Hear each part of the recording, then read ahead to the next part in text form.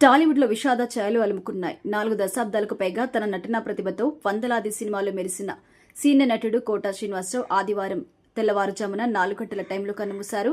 ఆయన కొంతకాలం నుంచి అనారోగ్యంతో ఇంటికే పరిమితమై సినిమాలకి దూరంగా ఉంటున్నారు. ఆయన 750కి పైగా సినిమాల్లో విలన్, క్యారెక్టర్ ఆర్టిస్ట్, హాస్య నటుడిగా తనదైన ముద్ర వేశారు. తెలుగు ప్రేక్షకుల హృదయాల్లో చెరగని స్థానం సంపాదించిన కోటా మరణం సినీ పరిశ్రమను శోకసంద్రంలో ముంచెత్తింది. ఆయన మృతి పట్ల సినీ ప్రముఖులు, నాయకులు, రాజకీయవేత్తలు దిగ్భ్రాంతి వ్యక్తం చేస్తున్నారు.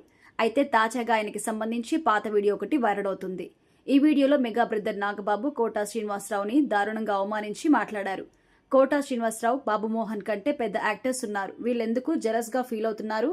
అనకూడదులే కానీ కోటా శ్రీనివాసరావు ఎప్పుడు ఉంటారో ఎప్పుడు ఊడిపోతారో తెలియదు. వీళ్ళకింత ఈగో ఎందుకు? అతని వయసుకు తగ్గ మాటలు మాట్లాడడం లేదు. మీరు చెబుతున్నందుకు కాదు, అతని మాటలు విని విని విసుగు, చిరాకు వస్తుందని నాగబాబు అయితే ఫైర్ అయ్యారు. ఇప్పుడు ఈ వీడియో ప్రజెంట్ హల్చల్ చేస్తుంది.